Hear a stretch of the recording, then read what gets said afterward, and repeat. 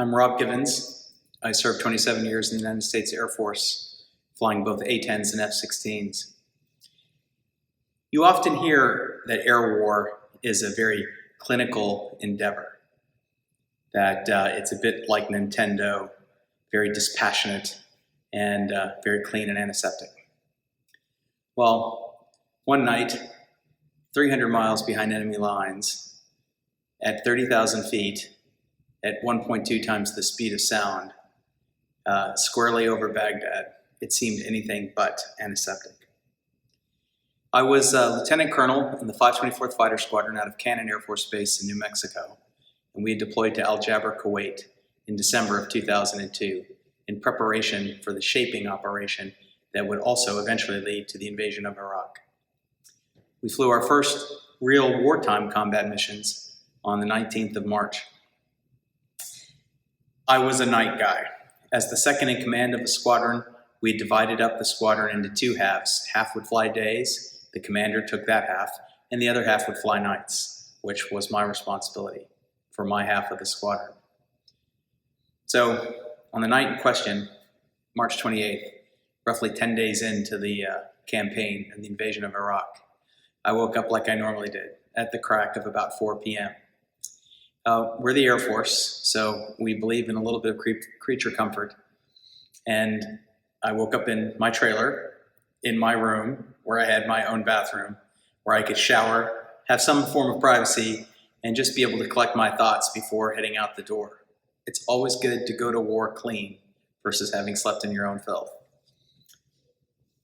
The day started like normal. I'd got up, showered, and then wandered over to the dining facility where I met the guys that I'd be flying with that night. And for breakfast, of course, we're eating what was left, or what is served for dinner for the rest of the world. And by this point in the war, there were so many people at the base, we stopped describing the food by the type of food and started describing it by color. So brown on white was beef tips on rice. Yellow on yellow, chicken on egg noodles. Brown on yellow, the absolute worst possible meal you could have. But to be honest, we didn't really taste the food that much at that point. You'd come in, we'd sit down, we'd eat. There'd be some light discussion, some light talk about maybe the night prior or what was getting ready to happen that night. And then we'd go into the Wing Operations Center where we'd learn what our targets were for the evening.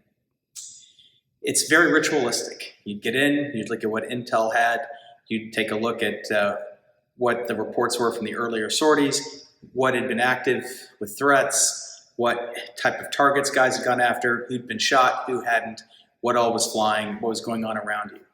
And we did this on this night. And I learned upon entering in that I would be leading 4 airplanes, 4 F-16s, each with 2 2,000-pound bombs, one on each wing, with delayed fusing to go after strategic targets inside of the Baghdad area. Before this night, all of our attacks into Baghdad had been really largely choreographed events that had multiple aircraft in what we call a strike package to suppress threats, to look out for Iraqi aircraft should they fly, and to get everybody in and out, because the defenses of Baghdad were very integrated, missiles and anti-aircraft artillery, and all their radars were still working. The previous week of the campaign had been designed to take those defenses down, and the headquarters felt that tonight was the night that we were going to be able to start going into Baghdad in just elements of 4 aircraft. So not with all of the support aircraft the way we had gone in before. So that's what we were tasked to do. We briefed and talked about how we would fly. We had flown together many times and we'd let up in training, so we didn't have to get into great detail, but you always talk about things in detail, about the type of target you're going to hit, how you're going to find it, what heading you'll fly to that target, what airspeed, what your release criteria. Once you drop the weapon, where you turn, everything is very choreographed so that in your mind's eye, you can see where the other airplanes are at all periods during the attack. And so that's what we did this night. From there, we'd go to the life support, put on our gear, G-suit, harness, survival gear, vest, put your helmet in a bag, sight your night vision goggles in, and then go out to the ramp where you'd get to your aircraft. It's dark. There's not a lot of lighting on a ramp because you want to make sure that the enemy can't spot your activities. There might be people outside the wire, snipers, commandos, whatever. But you've got to be able to see your aircraft and be able to pre-flight your airplane. And although there's a lot of activity going on, there are airplanes taxiing, there are airplanes taking off, there are vehicles driving, there are tugs moving aircraft from one spot to another, there are tractors pulling bomb trailers, with thousands of pounds of bombs on them, delivering them to each station to upload aircraft. Despite all that noise, you just feel really alone. And you walk up, and there's one other person at your airplane. It's the crew chief who's gotten the airplane ready to fly. They've made sure it's fueled, it's got oil, everything's working, and everything's ready for you to go. And there's a moment where you greet the crew chief and you talk about the aircraft, you look at the forms to make sure it's good, and then he'll follow you around on what's known as the walk around, where you check everything. And although this man or woman has done this for you, you still do it. It's ritual. You go in and you make sure that the tires have enough pressure, the struts are extended enough, the mundane things like that, to the significant things like, do I have the right bombs on board? Is the fusing set properly? Are all the wires connected so the bomb will work and everything will fuse? Do I have enough self-protection gear on the airplane? These little elements of tinfoil, chaff, or flares to defeat enemy missiles. You make sure everything is good to go, and then you get into the aircraft. Historically, it's interesting because fighter squadrons are named and developed after the cavalry. So like the old cavalry would mount a horse by putting their left foot in a stirrup and slinging their right leg over the horse. An American jet, you enter the aircraft from left to right. So you do the walk around looking at the nose, going in a clockwise fashion, and then you get up just the way cavalry used to mount horses. And that's why we're called squadrons too. But so the time would come, you would get into the cockpit, and it was always, the cockpit is a very cramped place, much like this chair. It's snug around you, and you're full of gear. You've got survival vest, you've got your gas mask, you've got all kinds of things that you have to stuff in the cockpit. The other thing that you always carry with you, there are tons of flags that someone has given you.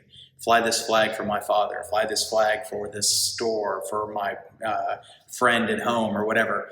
You stuff those flags in bags and throw them as far back behind your seat as you can so they don't get in the way when you're maneuvering the airplane. It's time to start the aircraft. You don't start an aircraft with keys, contrary to popular belief. And you can't just start it and take off. There's a lot of preparation that has to happen in the airplane. You have cards full of data. Code words, coordinates, routes of flight, weapon statistics, everything that you can possibly think of that you need for a combat sortie is on a card in front of you or in a book that you're carrying with you. You have a data cartridge that you can put in the side of the airplane and hit load. And if you're lucky, it all loads. But often it doesn't. And you have to sit there and manually type in hundreds of items of data to get the airplane ready. It takes a while for the airplane to start too. You bring the engine to life. You bring the generators to life. Then you test all the systems, the radar, the targeting pod, the radios, the flight controls. And you're in a one-way communication with a voice because the crew chief is on a headset. And he is looking at things underneath the airplane while you're doing things in the cockpit. Again, it's very choreographed and specific on what you do. Eventually, you get to the point where the airplane is ready to go, and the crew chief will disconnect and stand off to the side. You can set the parking brake, pull the chocks, and then you wait. Sometimes you are rushed and you are trying to get through everything as quickly as possible, to include typing while you're taxiing out. On this night, I wasn't rushed. Everything loaded perfectly. Everything was fine. The crew chief, I cleared him off early so he didn't have to stand in front of the airplane, and I'm just sitting there waiting for the prearranged time where we'll all check in and taxi out. It is a lonely time. When you're sitting, all you hear is the hum of the engines. Occasionally there'll be a radio call with someone calling to taxi or to move an airplane. But you got a lot of time to think. And even though it's only 3 minutes, sit still for 3 minutes in a high threat environment and see how you feel. During that time, I would go through the target again. What target am I going to hit? What's the attack heading? What's the escape heading? Where's everybody going to be? Just to go through those mission details over and over in my brain as much as possible. But eventually, you just sit there left sitting with your own thoughts, waiting, watching the clock. Finally, it's time to check in, and the check-in is the first sign of how the flight is going to go, and are your wingmen ready to fly that night? Zip gun 03 check, 2, 3, 4. Across the radio, it would come out. And then you do the mundane to taxi.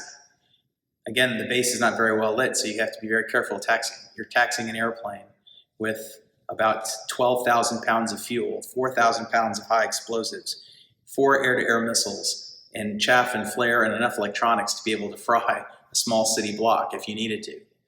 You want to go slow. So taxi out slow, get out to the end of the runway, and then you're cleared to take off.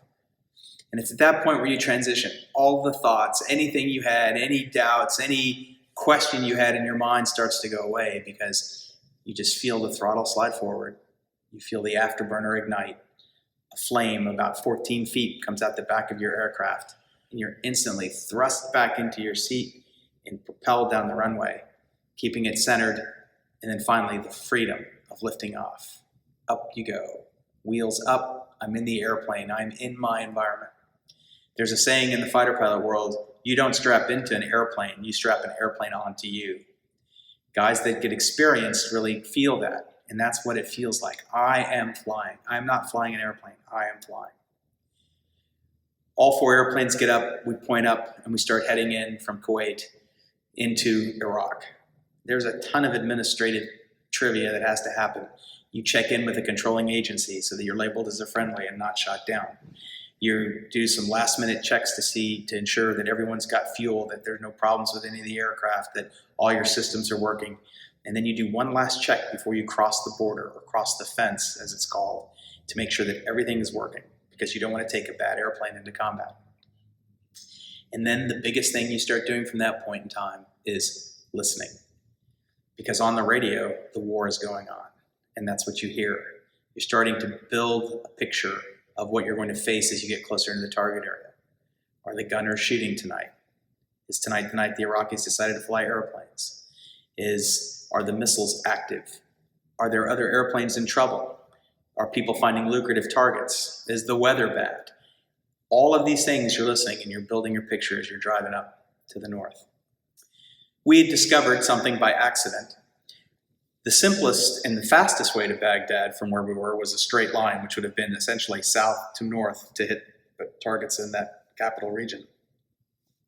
Because a British aircraft had been shot down by a U.S. Army missile system, we were living in complete fear of the Patriot missile, which is one of the best air defense missiles in the world. And if it's shot at you, it's going to hit you. So we learned early on through fear to avoid them by swinging way wide to the west of the approach to Baghdad.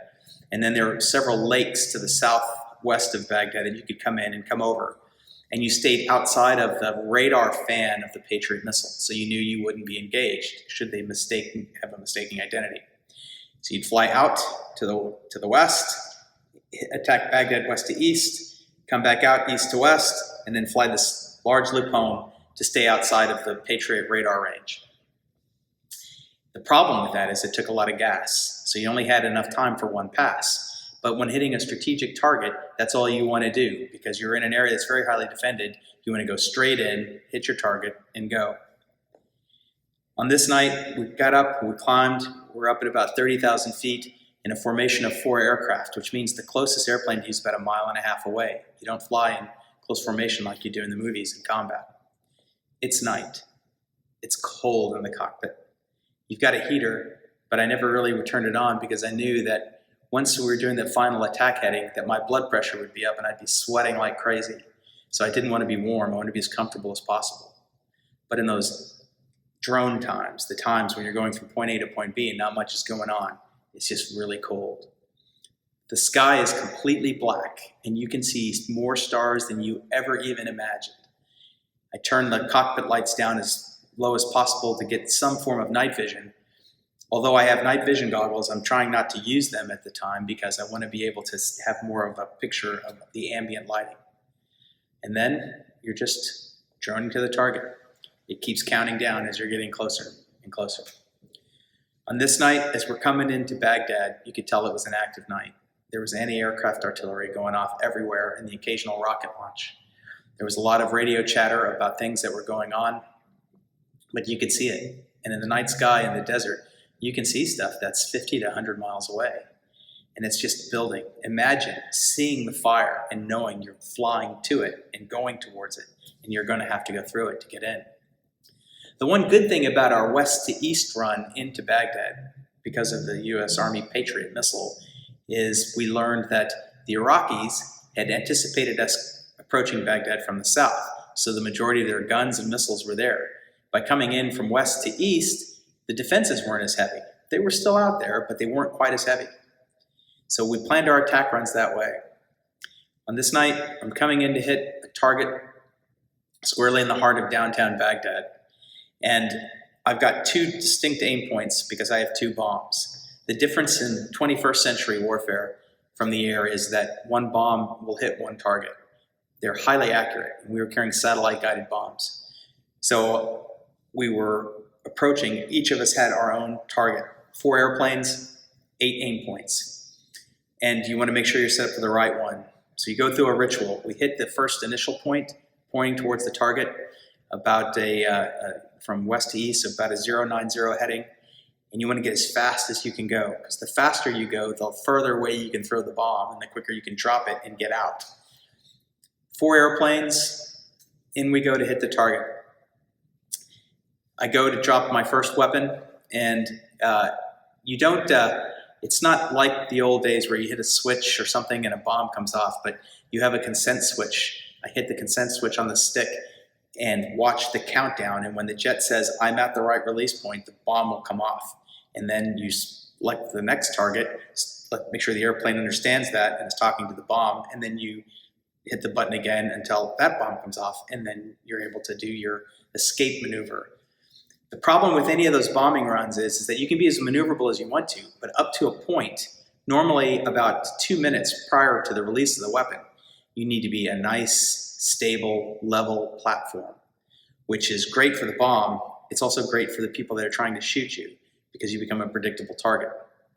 On this first pass, 4 airplanes were coming in and select the first target, hit the button, hold it down, and feel the weapon come off when it's time. 2,000 pounds, thunk, off the wing, and you feel the bomb come off. Even though an F-16 is a powerful aircraft, you feel that 2,000 pounds leave the aircraft, and then you feel the jostle. I selected my next target, hit the button, didn't feel anything, but knew it must have been off. And the adrenaline's really flowing because there's a lot of stuff being shot. And as I start to turn the airplane away on my escape heading to back to the southwest, the wing isn't moving. And for what was probably a second, but to me felt like a minute, I thought, I'm shot. The airplane isn't turning. And I feel like I've got full stick deflection and nothing's happening. And I'm hearing my wingman and the other 2 aircraft behind us do their escape maneuvers, and I'm not going anywhere.